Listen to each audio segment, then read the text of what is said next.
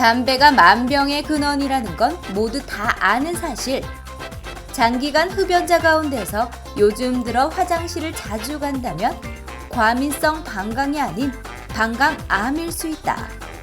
실제로 흡연은 방광암 발병률을 2배에서 많게는 10배까지도 증가시키고 방광암의 가장 큰 원인으로 지목되고 있다. 담배냐? 방광암이냐? 톡톡 건강 토크. 오늘은 예언가들의 가슴을 태우는 방광암에 대해 알아본다. 네, 소변에 피가 섞여 나오는 혈뇨를 보신 적이 있으신지 모르겠습니다. 통증이 없다는 이유로 병원에 가지 않고 그냥 놔두는 경우가 많이 있는데 이게 비뇨기암의 전조 증상일 수 있다고 합니다. 네, 톡톡 건강 토크 오늘은 방광암이 무엇인지 자세히 알아보도록 하겠습니다. 네. 오늘 도움 말씀 주실 분 모셨는데요. 네. 비뇨의학과 전문의 신택준 교수께서 나오셨습니다. 네. 안녕하십니까? 안녕하십니까? 네, 그럼 먼저 3분 브리핑을 통해서 방광의 구조와 역할 그리고 방광암이란 어떤 질환인지부터 알아보도록 하겠습니다. 교수님 부탁드리겠습니다. 네. 좌측 그림을 보시면 이 장기들이 비뇨의학과에서 수술하고 치료하는 여러 개의 장기들입니다. 신장, 요관, 방광, 그리고 요도가 있을 수 있고요. 그다음에 남자에게는 전립선이 있습니다. 신장은 옆구리의 양측에 하나씩 있고요. 신장의 기능은 이제 소변을 만들어내주는 역할을 하고, 요관이라는 이 길다란 길을 통해서 소변이 하복부에 있는 방광으로 내려가게 됩니다. 우측 그림 보시면 요관을 따라 소변이 방광 안으로 들어오게 되고요. 방광에 소변이 어느 정도 저장이 되면 요도를 따라서 소변을 배출하게 됩니다. 그래서 방광은 소변을 저장하고 배설하는 기능을 가집니다. 성인 방광의 평균 용적은 약 400ml이고 성인은 보통 하루에 약 1800ml의 소변을 만들고 보통 하루 4에서 6회 소변을 보게 됩니다. 방광암이란 방광에 생기는 악성 종양을 말합니다. 소변과 직접적으로 접촉을 하는 방광 점막에 생기는 이행상피 세포암이 약 90% 대부분을 차지하게 됩니다. 그 외에도 평평상피 세포암, 선암 및 육종 등이 있습니다.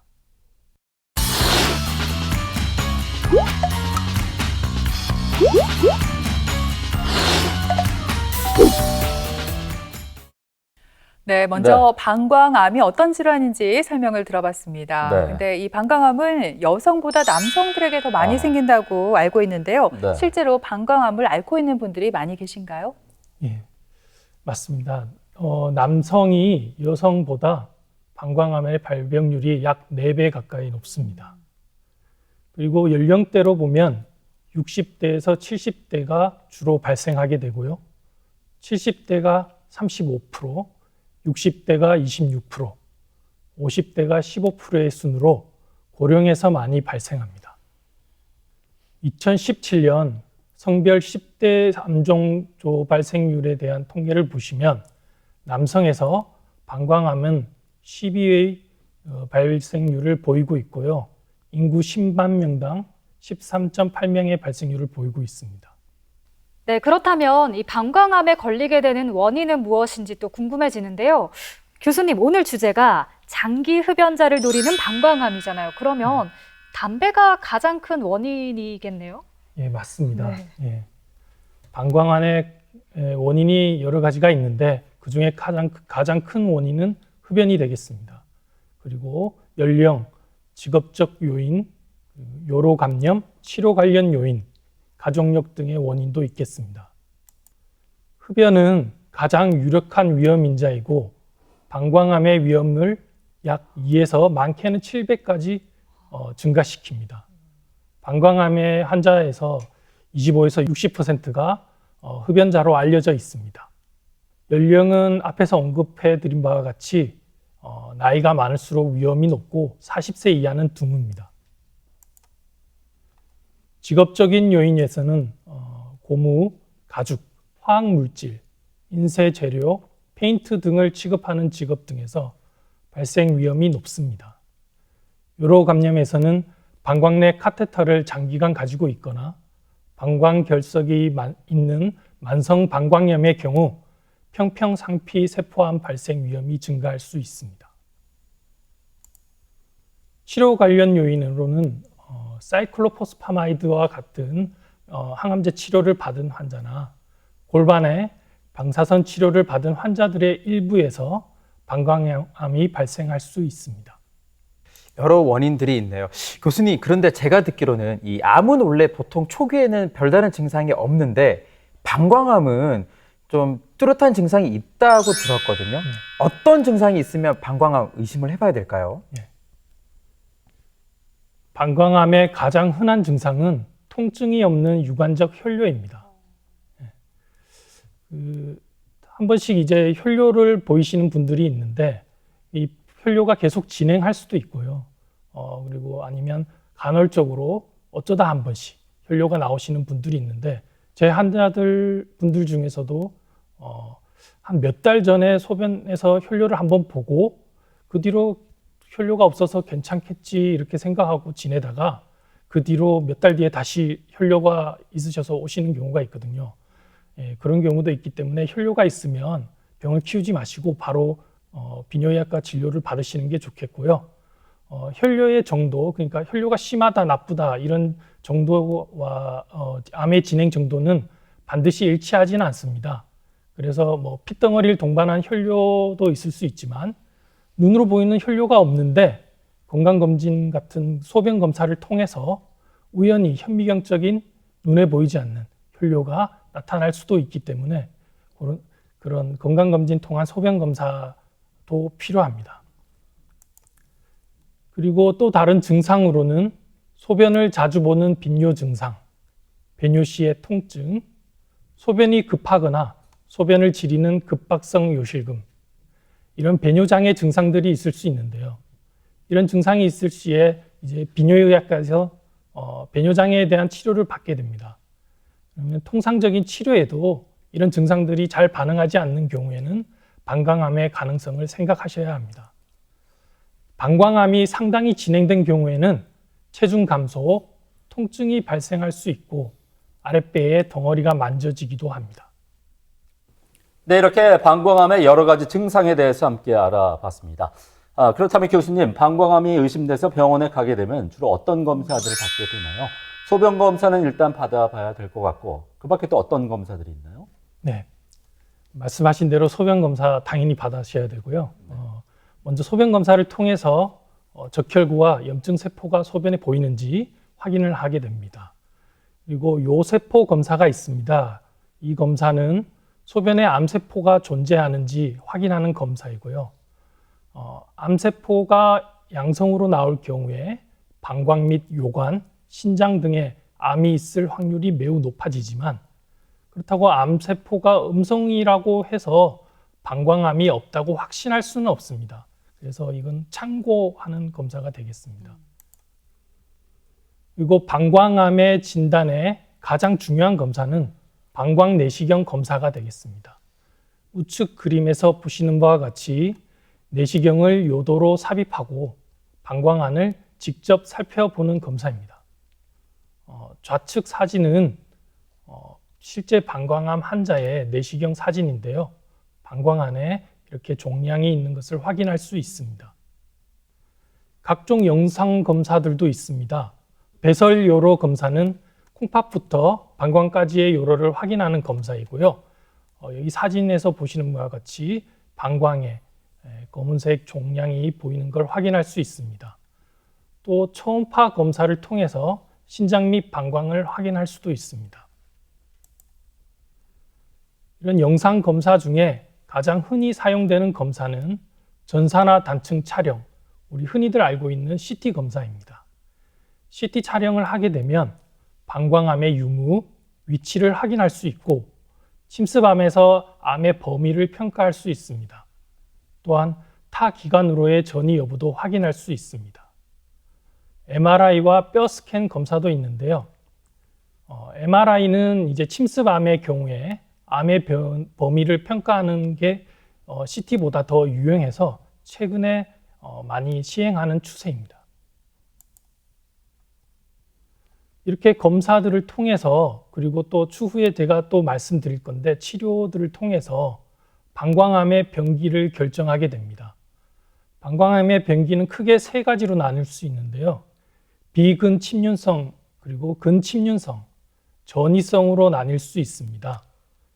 비근침륜성은 방광암이 방광 내에 있는 근육층까지 침범하지 않는 경우를 말하고, 근침륜성은 방광 내에 근육층까지 침범을 한 경우를 말합니다.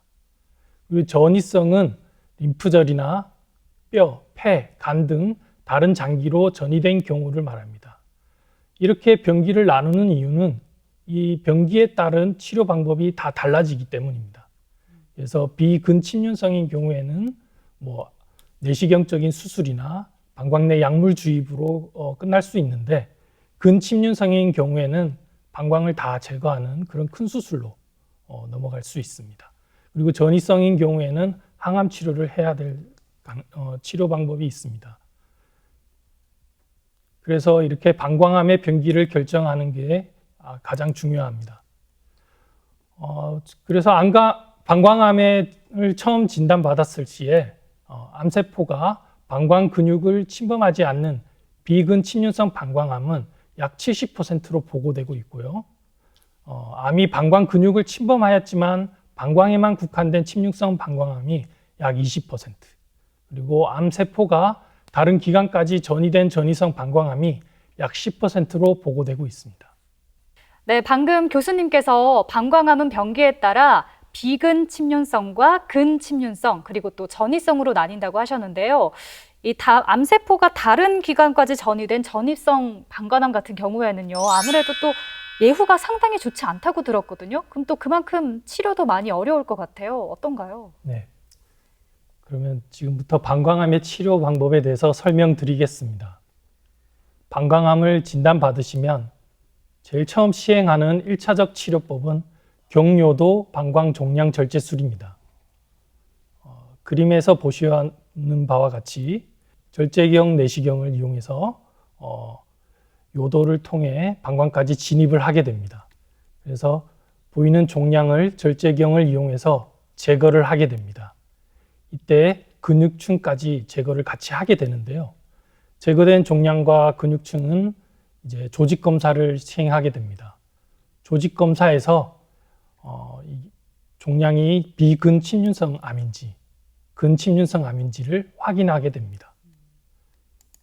그렇게 해서 비근침륜성 암인 경우에는 수술 후에 재발이 잘 되기 때문에 재발이나 진행을 막기 위해서 방광 내 약물 주입 요법을 시행하게 됩니다. 방광 내 약물 주입 요법은 카테터를 이용해서 요도를 통해 카테터를 방광까지 진입을 시킵니다. 여기에다가 항암제나 BCG 등의 약물들을 방광 내에 주입하게 됩니다. 보통 이 주입법은 일주일에 한 번 총 6회를 하게 됩니다. 그래서 총 6주 정도의 치료를 하게 됩니다.